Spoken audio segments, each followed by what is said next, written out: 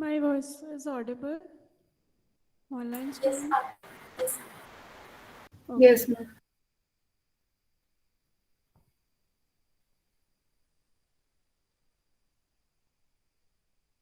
So we will start with module 5. We had discussed somewhat of it in yesterday's class. Uh, okay. Logics. So in this module, we are going to discuss about propositional logic, predicate logic, and proofs. Okay. We had discussed some of the propositions in last class, like connectives, truth values, truth tables, right? And we are going to see further things in upcoming classes. Now let's start with proposition logic. So we had discussed negation, conjunction, disjunction, and we were discussing implication in the last class. So this is just a summary. So negation is opposite, and conjunction is and operation, and disjunction is or operation. Okay, and next is XOR, and we were discussing implication. So implication is if P then Q. So if true false is there, it will give false. Otherwise, in all the rest of the cases, it will give true. Okay. Uh, Now, understanding implications. In P implies Q, there does not need to be any connection between antecedent or the consequent. So, the meaning of P implies Q depends only on the truth values of P and Q. For example, these implications are fine, but these would not be used in ordinary English. For example, if moon is made of green cheese, then I have more money than Bill Gates. So if first statement in real life can be true, in real life, these implications may not be applicable, but just true and false you have to check. For example, moon is made of green cheese, so either it's true or it's false. And then, so this is if part, and then part is I have more money than Bill Gates. Okay. Similarly, if moon is made of green cheese, then I am on welfare. So this is also another example. So this might not be true in a real life, but these are the true false cases. Okay. For example, see the next example. If the politician is elected and does not lower the taxes, then the voters can say that he or she has broken the campaign pledge. So true first statement is true, and if first statement is true, then second statement is false. Then the whole true false is false. So this so something similar holds for the professors. So this corresponds to case where P is true and Q is false. So final, if P is true, Q is false, implication would give you false. So we will say this whole statement is false. Whatever in real life, this might not be true. Okay. Uh, Now, implication can be represented in multiple ways. So we were discussing if P then Q. It also means P implies Q. It also means if P Q. If P, so then is underlined over here. So if P then Q. P only if Q. So all are one and the same thing. So if P only if Q is given to you, so this means we are talking about implication. Then you have Q unless not P. So this is also same as P implies Q.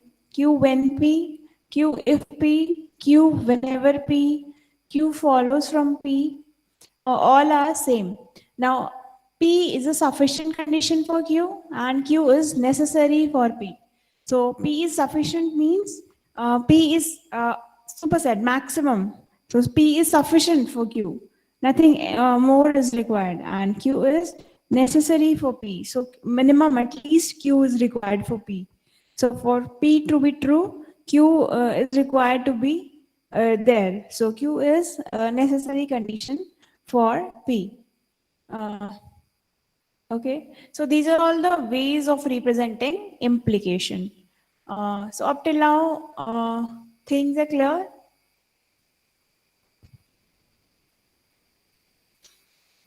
This is quite easy. Now, next is if P then Q is given to you.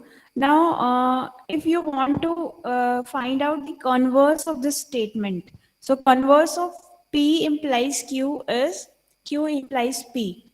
Okay, contrapositive and inverse. So, contrapositive of P implies Q is minus Q, negation of Q implies negation of P, and the inverse of P implies Q is negation of P implies negation of Q. So these are all further more operations that you can apply on propositions.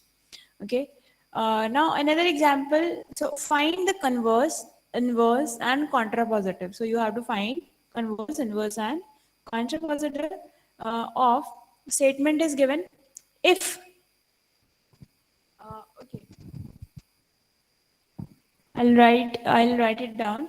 So if it is raining, then I will not go to hometown. I'll not go to town. So not going to town is this is your Q and this is your P if it is raining. Okay. Now you want to find out converse. So converse is if I'm not going to town, then it is raining, right? This is Q and this is P, right? So P implies Q is converted to Q implies P. Now contrapositive. So contrapositive says not Q implies not P. So not going to town is Q. So not going to town and negation of this is going to town. So this is not, if I go to town, that is negation of Q, then it is not raining. It is negation of P, right? Similarly, inverse. So in inverse, you have not P implies not Q. So if it is not raining, this is not P. Then I will go to town. This is not Q. Clear?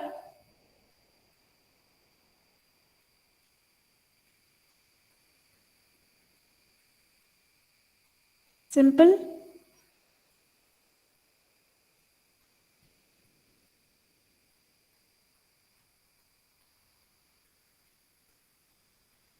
So online students, this is clear? Yes, ma'am. Okay. Next is biconditional. So biconditional is nothing. P and Q are propositions given to you. It means P if and only if Q. Or you can also write it there as IFF. If and only if Q. So in this case, true is true and false is true. Rest both are false. So either of them should be same. So okay. So if for P is Q, true is Q is true, then P biconditional Q is also true. You can also say P if and only if is also true. Okay. Example is given to you. I am at home and it is raining. Now, so I am at home if and only if it is raining. Okay. So this is biconditional. Next is expressing the biconditional. So there are some alternative ways. For example, we had represented if P then Q by multiple ways. So we have multiple ways of representing if IFF. So first is P if and only if Q. Second is P is necessary as well as sufficient for Q. Okay, so P is both necessary and sufficient for Q. Now, second is if P then Q, uh, okay, and conversely P if and only if Q.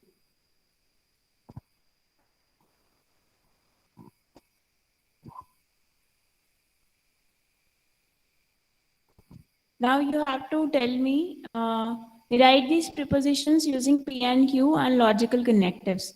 Now you have to tell me what's the answer of first one. So P is given to you. Oh,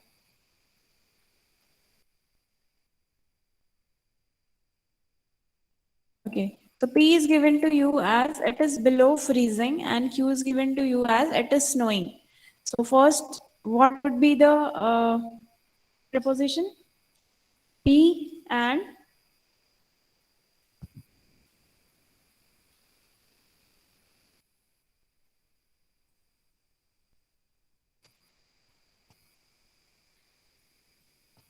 P and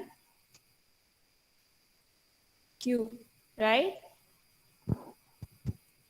Second is it is below freezing but not snowing. So for but we will again use and. So it is below freezing. So this is P and what?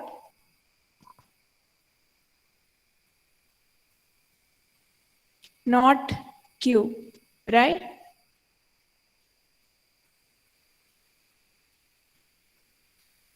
What is C? You have to tell me. It is not below freezing and it is not snowing. Not P and not Q. Very good. Not P and not Q. Okay, what is D? It is either snowing or below freezing or both.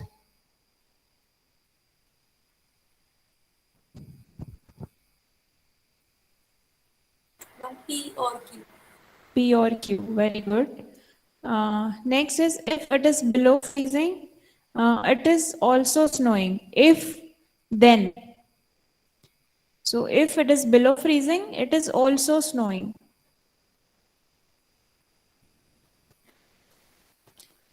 This is P implies Q, right? Next is it is either below freezing or it is snowing. So this is either or. But so for but we use and. So this is and. Okay. But it is not snowing if it is below. It is not snowing if it is below freezing. So if it is below freezing, so this is P implies not Q. It is not snowing. Not snowing means not Q. Okay. Next is that is below freezing is necessary and sufficient. So this is biconditional. If and only a Q. Okay. Similarly, you can do next. Now compound proposition. So construction of a truth table. How do you construct a truth table? So how many rows? So you need a row for every possible combination of values for the atomic propositions. And how many columns? You need a column, that is your rightmost column would be the column for your compound proposition, and you need column for the truth value of each expression that occurs in compound proposition. For example, given to you is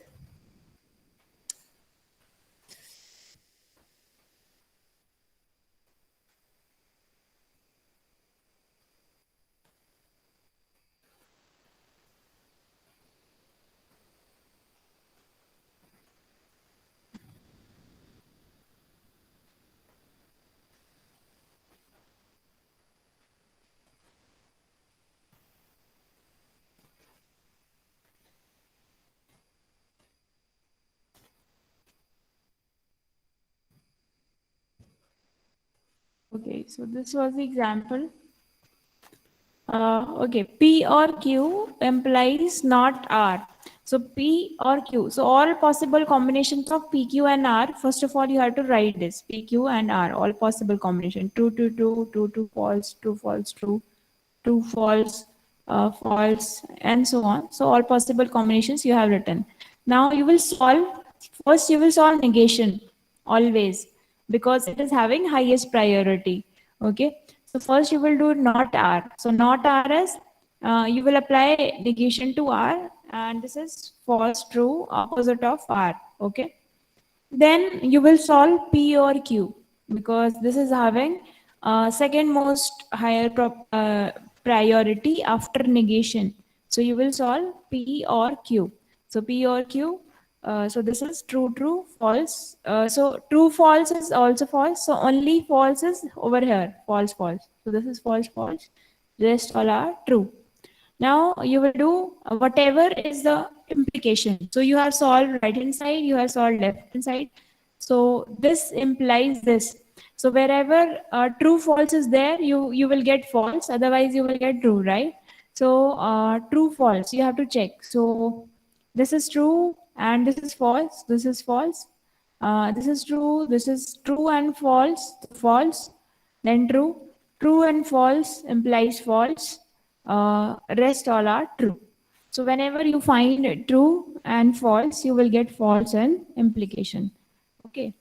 Uh, Next is equivalent proposition. So I will say that these two propositions are equivalent if they always have the same truth value. So you have to make the truth table for left hand side expression, for right hand side expression. If for both the expressions the truth table is the same, you will get an equivalent proposition. Okay. For example, P implies Q and not Q implies not P. Both are the same. So this is same as this. Okay, you can solve by your own hand also. So you will first find out not Q, you will find out not P, and you will find out true implies P implies Q and negative Q implies not P are same.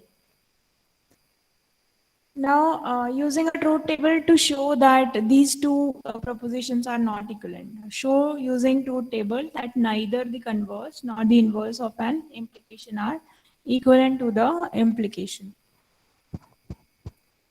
So P and Q, not P, not Q. P implies Q, not P implies not Q. Q implies P. So you are solving all of them and you are finding that whenever P was true and Q was false. So P implies Q was false, not P implies not Q was true, and Q implies P was true. So this P implies Q is not equal to Q implies P, and P implies Q is not equal to not P implies not Q. Okay. Now, so I think up till now everything is clear. Very easy it was.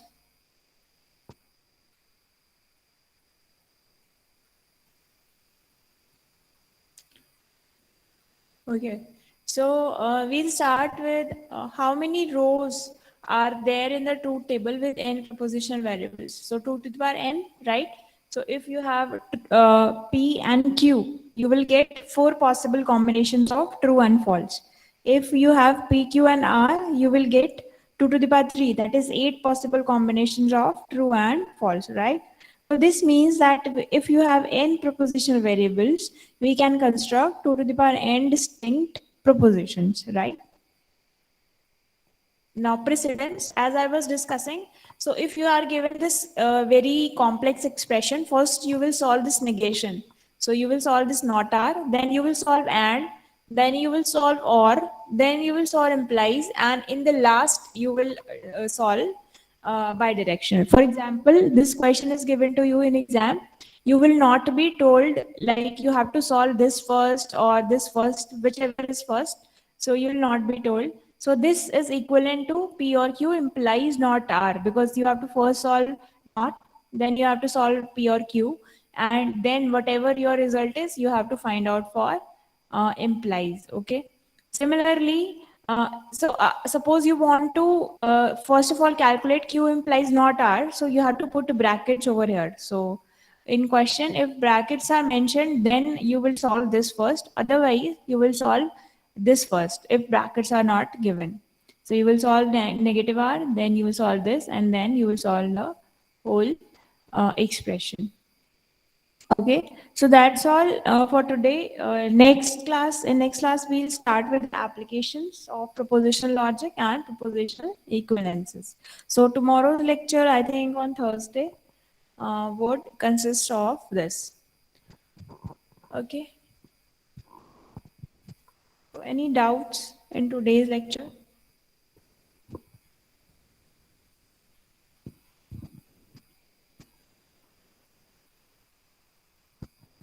Okay, that's all for today.